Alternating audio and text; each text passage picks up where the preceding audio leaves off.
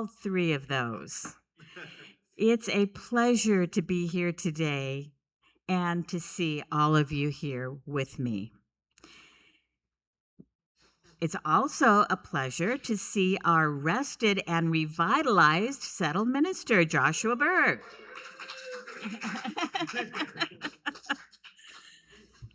It's a full-blown summer now. We're in August. It's warm, it's colorful. When we remember to live in the sunshine, to swim the sea, to drink the wild air. My name, Leanne Hart. I am your worship associate for today. We represent progressive religious thought right here in the South Bay. We welcome people of all creeds, races, sexual orientations, and gender identities.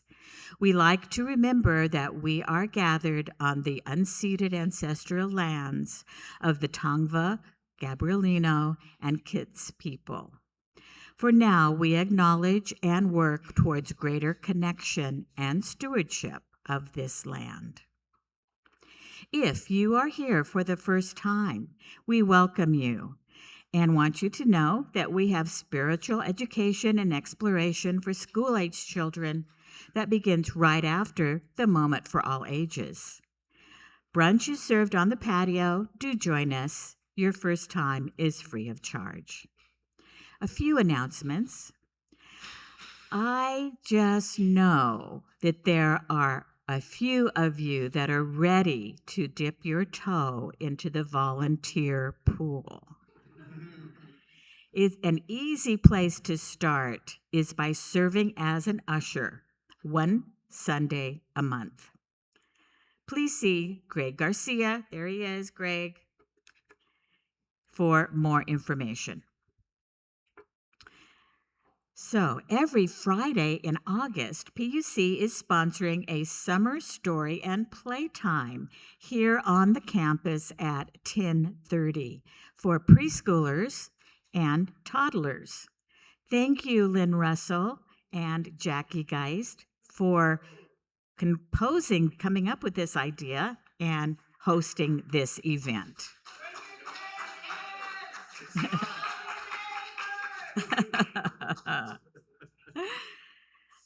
We look forward, and we're also looking for some adults to help out with Sunday school classes. You know, you can help out with as little as one Sunday a quarter, and you will be rewarded by youthful joy and energy helping out the Sunday school. See Haven for that.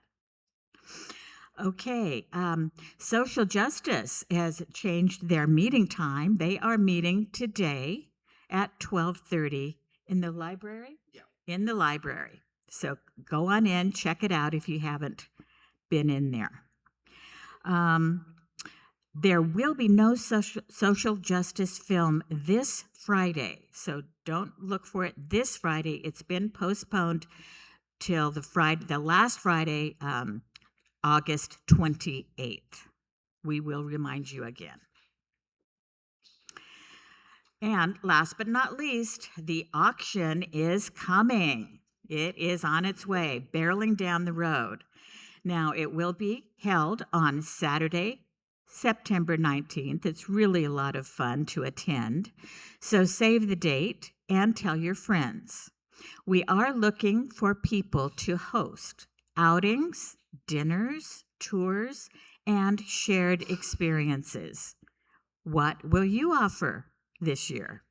If you don't have a clue, that's not a problem. For help with that question, look for Barbara Paulson and the rest of her team on the patio to get your offer and try to get your offers turned in by August 23rd so they can be in the catalog. Barbara, where are you? There's Barbara. She'll be back there with that colorful poster on the patio. Oh, okay. There must be an emergency announcement here. I'll get to that. Okay, yeah, that was almost the last one. If you have little ones, the service is streaming in the library. I didn't know that. If you would be more comfortable, you can take them in there and watch the service. Of course, you're welcome to stay here in the sanctuary as well. Just an option. Great. Okay.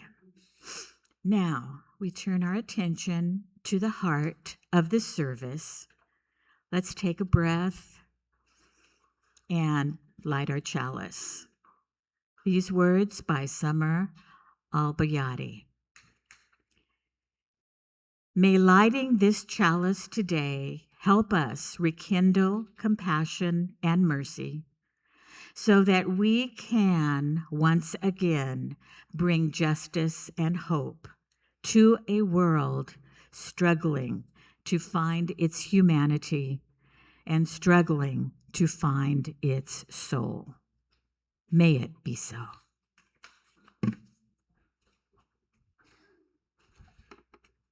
Thank you, Leanne. Those are beautiful words. Thank you all for being here this morning. I imagine some new people who may not know what UU is are probably wondering, what is the weird theology in UU around Hawaiian shirts? Today is actually our unofficial Hawaiian shirt day for those new to the congregation. That's why there's so many of them. I'm Pastor Joshua Berg. Welcome, everybody. Good morning. And I would like to start with two things. First, before I call you all to worship, I'd like to say I'm very excited that sometimes, although we can't endorse or invite them, politicians do attend our services for you to meet. And we have a new candidate for RPV School Board here, Allison Lehrer. And that's Ira. Hi. You may or may not know Allison's mother. She's volunteered sometimes on our campus, Carol Schwartz. But Allison will be at the brunch afterwards, so feel free to talk to her, ask her questions, and introduce yourselves. The second thing, since we're talking about equity today, I just wanted to take a brief moment of silence to consider safety for our Haitian immigrant neighbors who will soon be denied their legal presence here as temporary protected status is going to be removed. They came here legally, they've contributed to society, and we're not sure what's going to happen now. So please hold them in your hearts, take a moment of silence for their safety.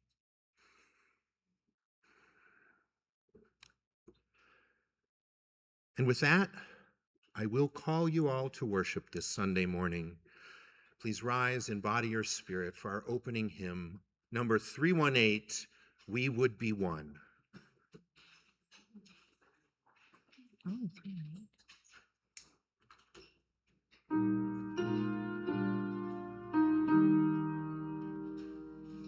We would be one as now we join in singing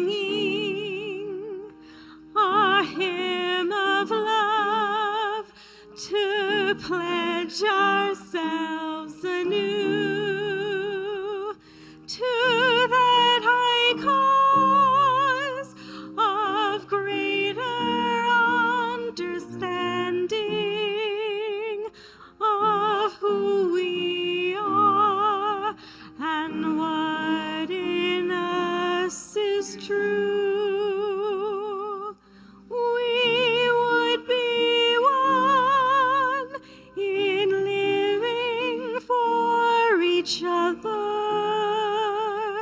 to show to all a new community.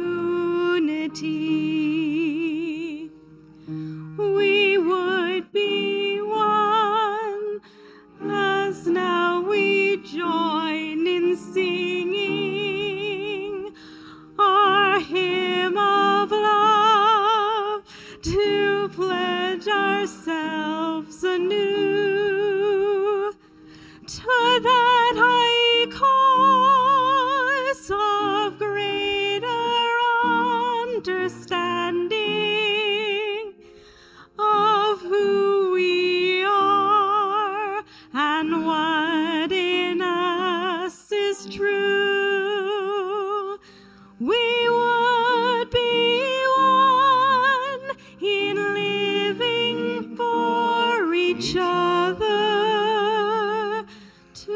show to all a new community. Thank you. May be seated as I call up our youth and everyone young at heart, welcome them to the front to sit on the carpet, and bring up our spiritual exploration education coordinator, Dr. Haven Perez, to read a story about equity. Good Is it on? Good morning. Okay. Good morning. Oh, hey. All right. Hi. So, when you think of equality, what's equality? When we think of the term equality, go for it. Equality is like kind of like fairness, except it's not exactly the same for everyone. It's what everybody needs. Like my favorite example is that like my mom was like, "Oh, let's say everybody's getting a free bicycle." Like fairness would be like everybody gets the same size of bicycle, but what if there's like an adult and a little kid? Then the little kid would get the smaller bicycle because that's what they need. All right. So you're understanding equality and how equality can turn into equity. For sure. All right. So this is a little book about equity. Imagine getting a meal made for a mouse. Imagine wearing ice skates on the beach. Imagine reading a book in a language you don't know. Now imagine having the thing that is just right for you. When everyone gets what they need, that's called equity.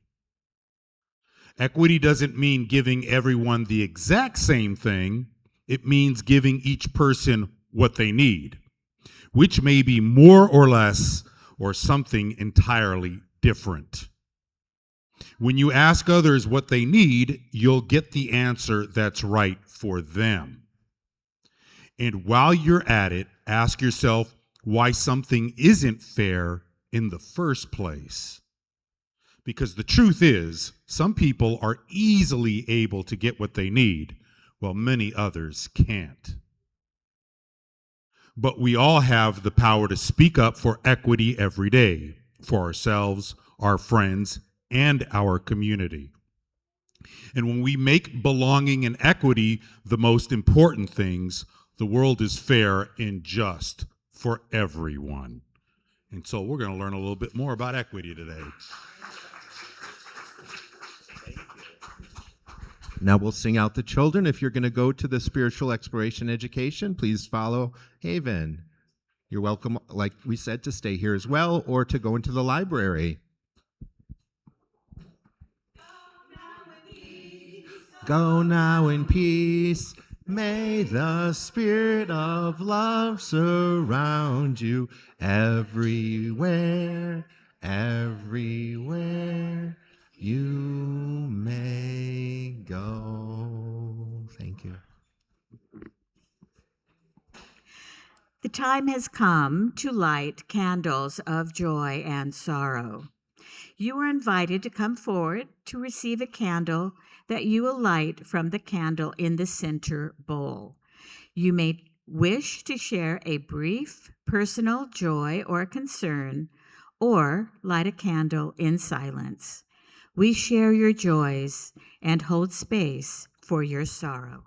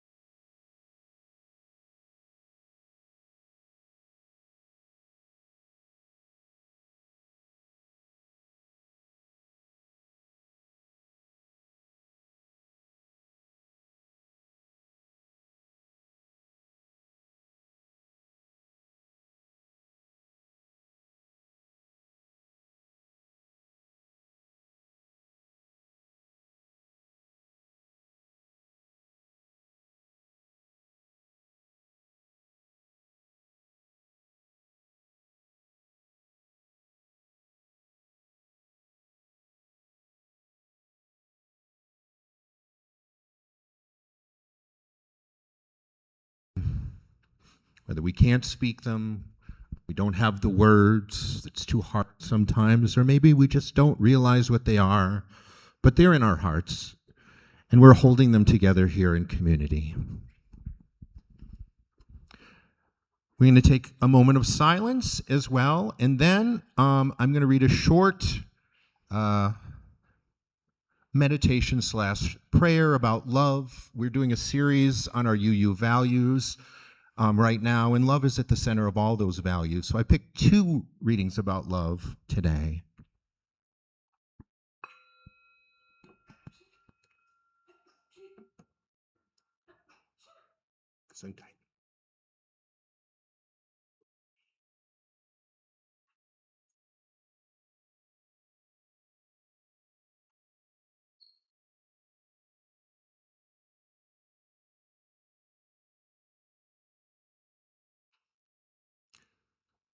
This is called Love is My Guide, and it's modeled from the Psalm, 23rd Psalm, written by Melissa Jeter.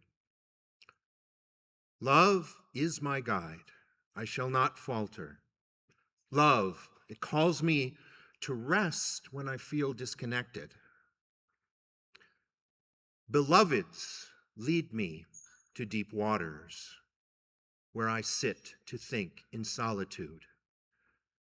My mind and my heart reshape and they adapt. Love allows my ego to slowly sink. Though I move through the valley of chaos and inequity, I shall keep my heart open. For there is elegance in patterns seen over time. Love is my breath of breath, and just as long as I have breath, I will keep steadfast on a moral path. Please remain seated for our centering hymn, number 169, We Shall Overcome.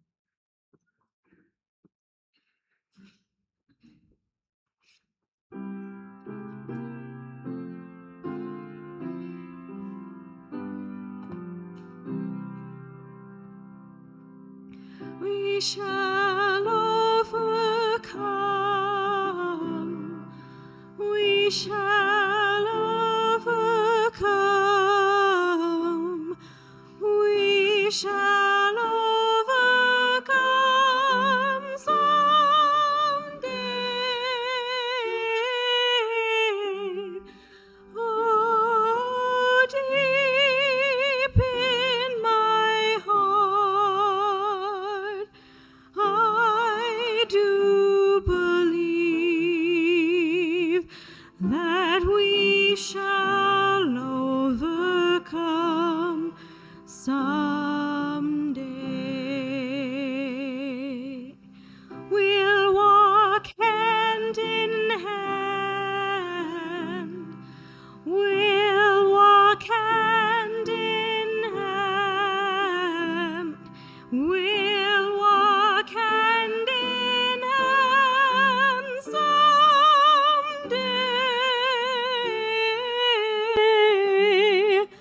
Oh, deep in my heart, I do believe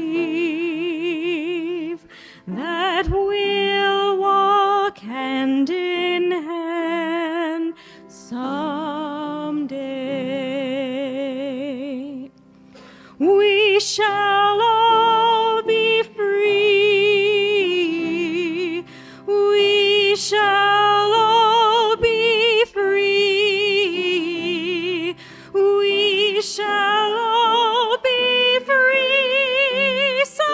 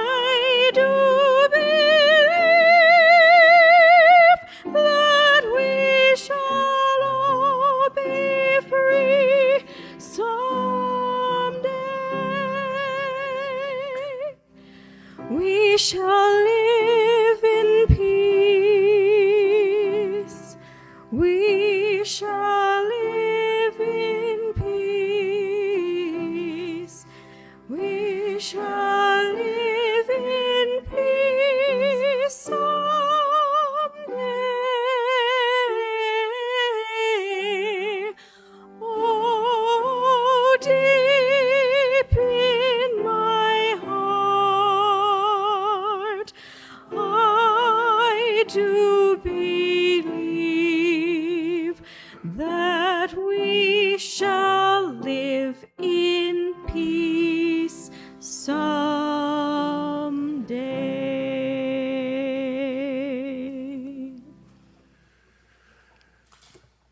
Shayna Hammer and Brandon Pineda, thank you.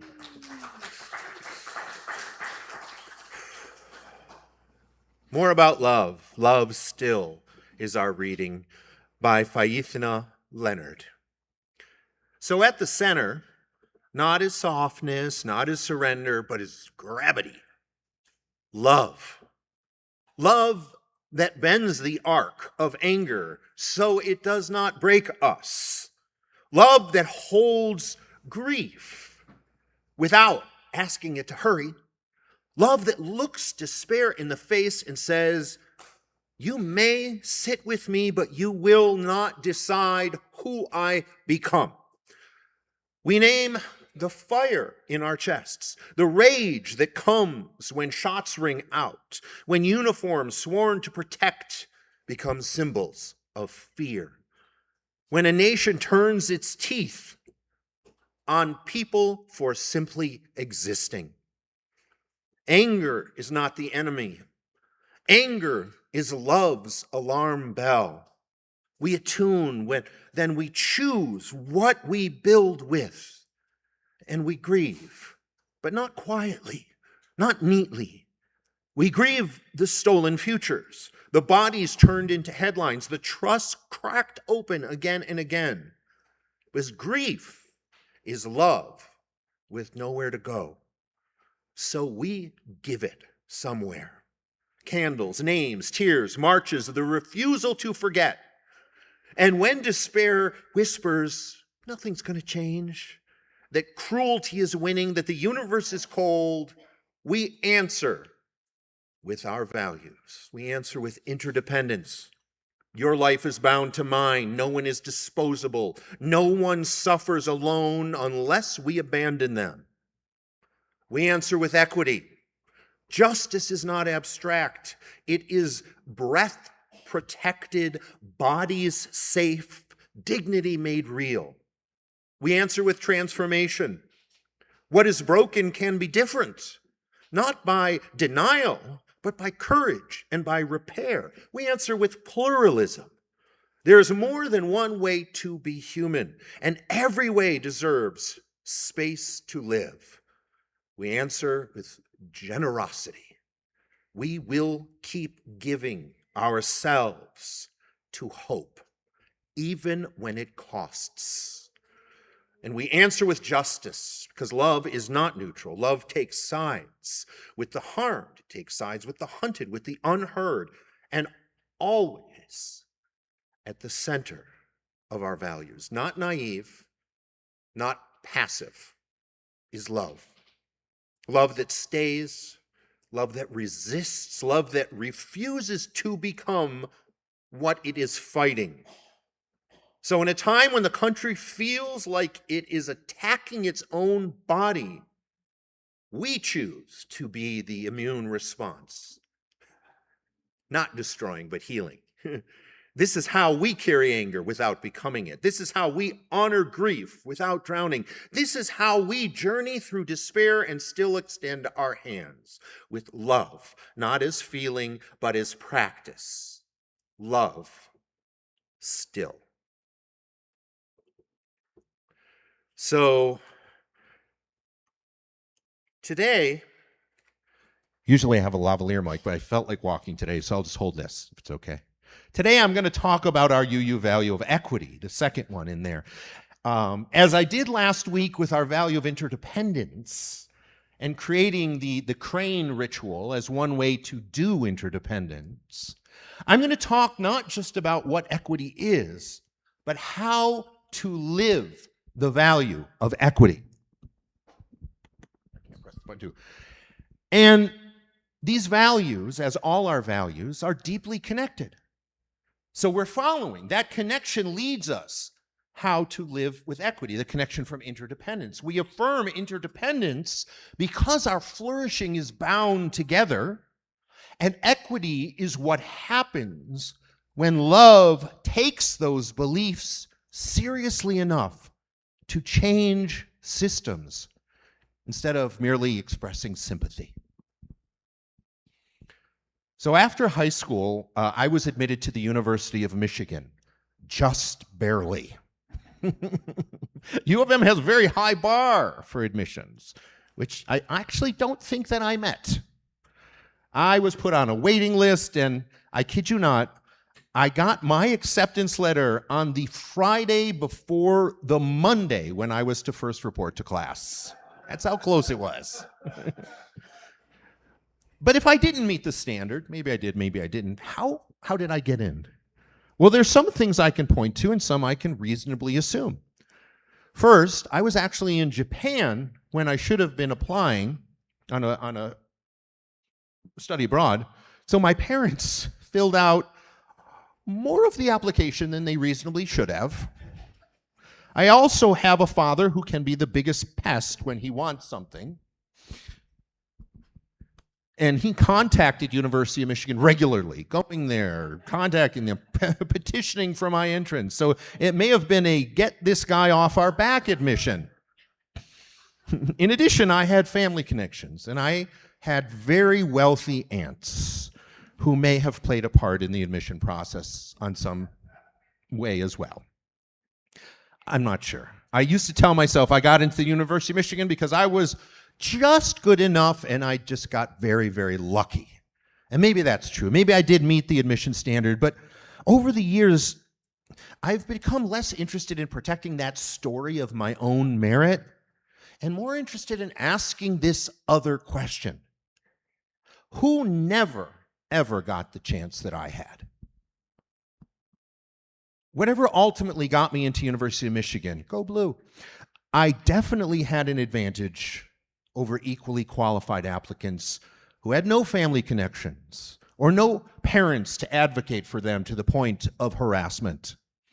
And whether my aunt helped with my admissions or not, she did pay for my entire undergraduate tuition once I got in, which gave me an additional advantage over students who had to save and to work to pay their own way.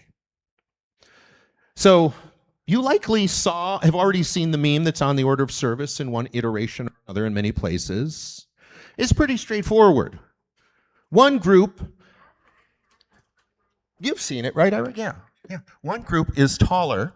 Let's see here. So they can see easier over the fence. But as our youth told us, equity doesn't just mean implementing a universal. Oh, there it is. A universal equity solution, like giving each person the same size box, because that still advantages the taller people. According to the meme, equity means targeted solutions, giving people different numbers of boxes based on their height so that all of them can see over the fence, like in the middle picture. But the third part of this particular version also reflects, unfortunately, our current reality, which is going in the opposite direction. That some people already have most of the available boxes, so taking some away or asking people to give some up and sharing them with others that are box poor must also be part of the solution. Income inequality. But those are targeted solutions, and targeted solutions are not necessarily a sufficient answer either. Targeted policies that distribute the bulk of benefits to specific marginalized groups are great in one way, but unfortunately they can also exclude other groups who are also in need of support. So if we give all people under 5 feet 2 boxes, there may be some people just over 5 feet that still won't be able to see. Or there may be people even taller who maybe have 1 leg and that need that extra box for balance to see over the fence. This is getting really complicated. And it's going to get more complicated. Equity is not easy. Creating conditions of true equity is not an easy thing that can be reduced to a meme or a simple solution. Fortunately, there's an institute called the Othering and Belonging Institute. I don't know if anyone's ever heard of it. It's right here at UC Berkeley. They have an institute called the Othering and Belonging Institute. It's led by a person named John Powell at UC Berkeley, and it has a new approach to equity. It's actually not new now. I think it's over 10 years old. That although it's much more complicated, it may actually address how to do equity better, which is what we're talking about, especially with regards to policymaking and structural change. And it's called targeted universalism. And the National Equity Project describes it as an approach to advancing equity and justice that acknowledges our common goals and shared fate as human beings, while also addressing the stark contrasts in access to opportunity between different groups of people as a result of structural racism, as a result of other forms of systemic oppression, any kind of othering. It addresses all of them. So targeted universalism, as the name might suggest, is neither a targeted approach, which isn't perfect, nor a universal approach exclusively, which isn't perfect. Rather, it combines both. In the words of the Othering and Belonging Institute, it is universal goals pursued by targeted processes to achieve these goals. So let's revisit the fence problem through the lens of targeted universalism. The 5 steps to the process are as follows. First, we establish a universal goal. So in this case, the goal would be seeing the baseball game. Everyone apparently wants to see the baseball game. We'll assume that. Not everyone may. Step 2 is to assess general population performance relative to the universal goal. So in general, in the past, only 1/3 of the people have been able to see over the fence. That's what's happened. They have to look at, percentages of people admitted to colleges or getting health care, what's happening now. Because the next step, number 3, then you identify the different groups that are performing differently with respect to that goal. Shorter people don't have the same access as taller people because of the height of the fence. And then step 4 is to assess and understand the structures that support or impede each group individually. Shorter people have fewer boxes to stand on. Now, this step can also lead to something which I didn't think of when I saw this meme, a universal solution for everyone, which is take down the fence. It doesn't solve anything either. It's the fence that's impeding all groups. So, but it doesn't solve the problem, for instance, for blind people or those with a disability that prevents them from accessing the bleachers or the grass, or people who are allergic to the sand on the field, for instance. They still can't watch the game. So the final step, step 5, develops and implements targeted strategies for each group to reach the universal goal. That's a lot. Can we provide individual commentary transmission through headphones, maybe, for blind people? Can we have an off-site room with a TV for those who have outdoor allergies? Can there be wheelchair spaces in addition to the bleachers? A lot of different solutions. And yes, it is much more complicated and is much more time-consuming. And we may not be able to do all those things, granted. But if we truly want to enact equitable solutions, things get complicated and difficult, and we have to make those efforts. I regularly hear complaints, even for myself, that it's just too much trouble to accommodate 1 or 2 people, or we don't have the resources, we don't have the time, or that unspoken reason, it's inconveniencing me, so we're not going to bother. That's real. But then imagine it is your child that is blind. Everyone else cheers because they can see the winning run, while your child hears only the roar of the crowd but can't participate in what's happening. No one intended to exclude them on purpose. No one hated them. They simply just forgot to ask what their experience was. And that perhaps is one of the deepest roots of inequity. It's as simple as that. It's not malice always. Sometimes it is. But rather, it's a lack of not only imagination for what we can do differently, but the willingness to be inconvenienced so that there's true equity. But our values declare that. Our values declare equity, and it means equity for all, the masses and the individual. the marginalized and the mainstream, everybody. If no one is considered less divine theologically or less worthy, the work toward equity, if no one is, cannot leave anyone out. So I'm going to broaden the scope for a minute a bit and talk about a real life example. And this may be the first time you hear this from a liberal, let alone in a Unitarian Universalist congregation. But in the arena of education equity, affirmative action as it has been practiced may not be the best solution. I'm not saying what the Supreme Court has said, that there's no more inequity, so it's no longer necessary. No, I'm saying the opposite. Because of all the great inequities in society and in the college admissions process, affirmative action that simply increases admission numbers for specifically identified marginalized community simply doesn't go far enough. That is because there is no analysis of why marginalized communities are underrepresented, and which would enable the design of targeted programs to meet a universal goal for all.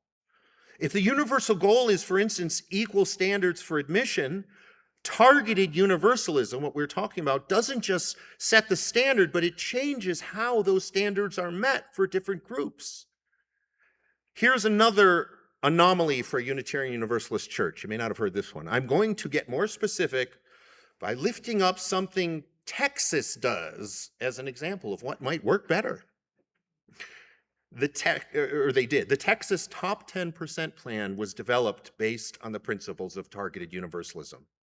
So for their top-tier universities, the universal goal, step one, is that all applicants meet a set merit standard.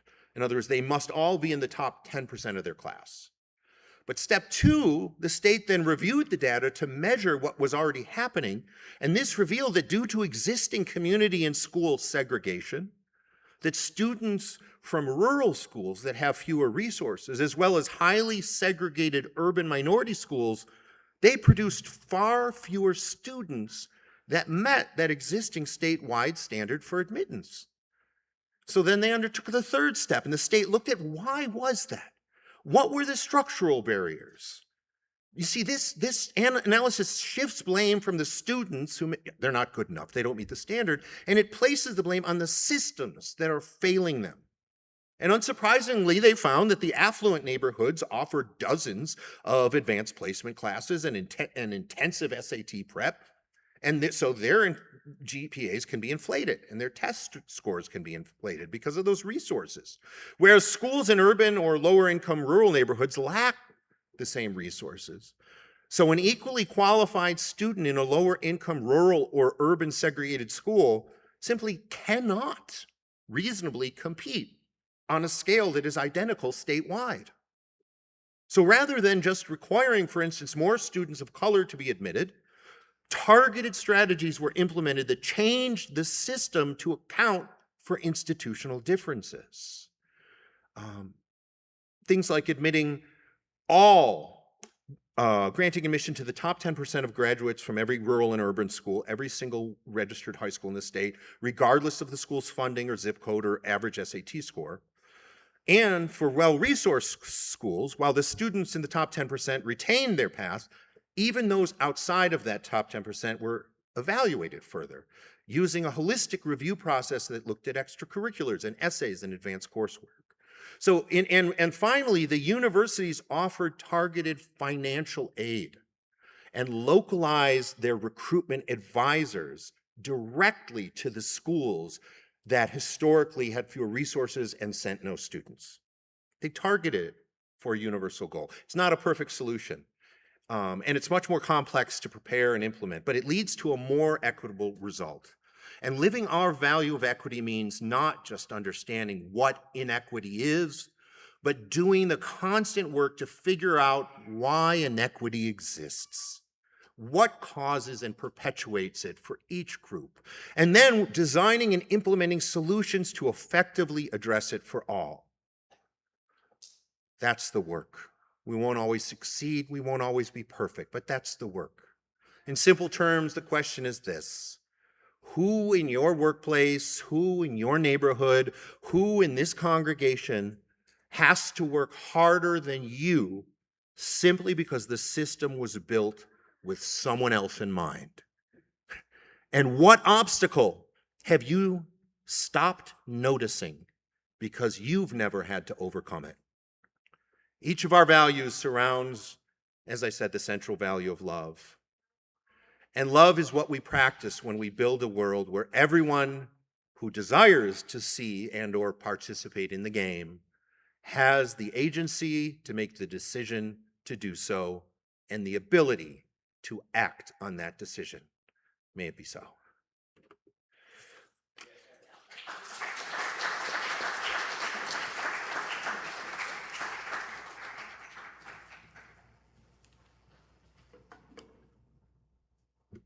It is now time for our offertory. Our financial offerings today help sustain this congregation as a place where spirituality is alive, truth can be spoken, where vulnerability is met with compassion. We give in gratitude for this beloved community and for a world where hope can remain strong.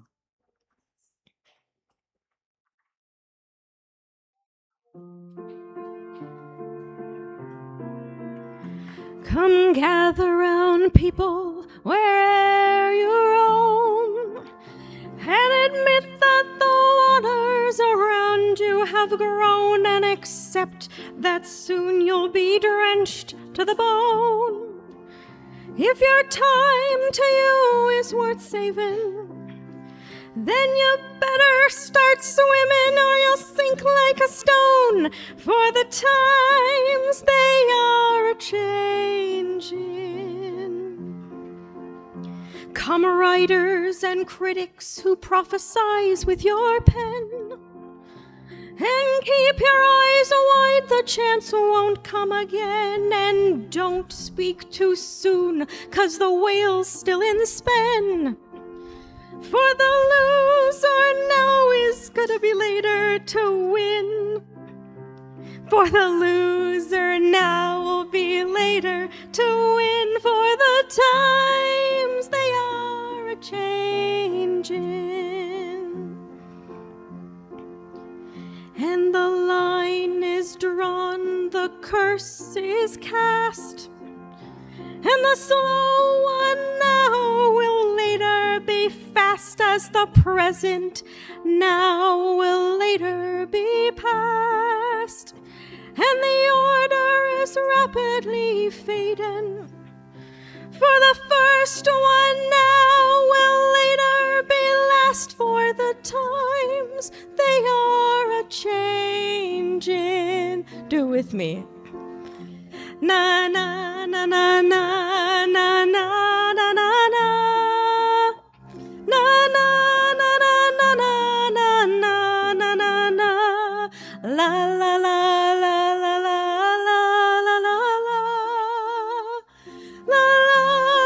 la la la la.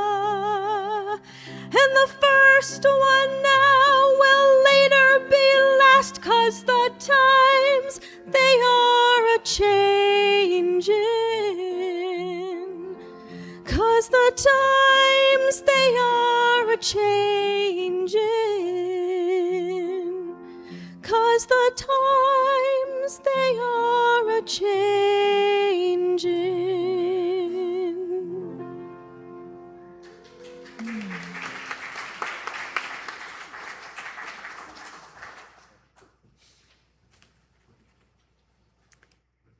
Please join me in the affirmation of gratitude as you see printed behind you, behind me. Let us be grateful when we are able to give, for many do not have that privilege. Let us be grateful for all those who share their gifts, for we are enriched by their giving. And let us be grateful even for our needs, so that we may experience the generosity of others.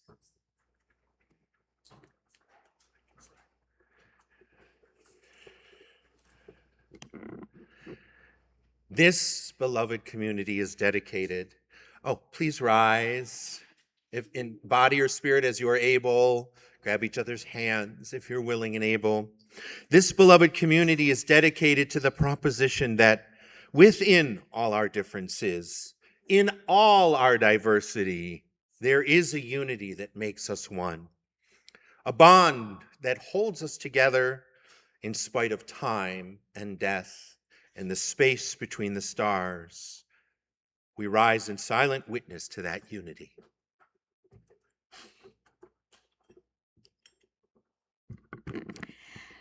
May the blessing of love be upon you. May love's peace abide with you. May love's presence illuminate your heart now and forevermore. So be it. Amen, Ashe, Salam, Namaste, and blessed be. And now our service truly begins. Stay for our postlude.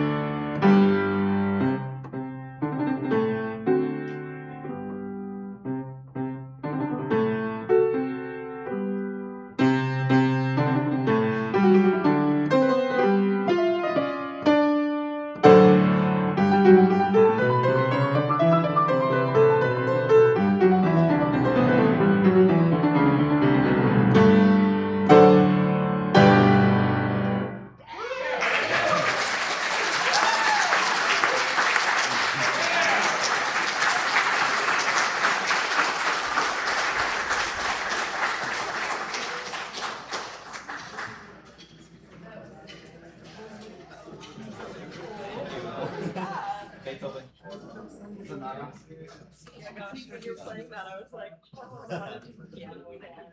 I listened to piano when I was young. Yeah, like until college was when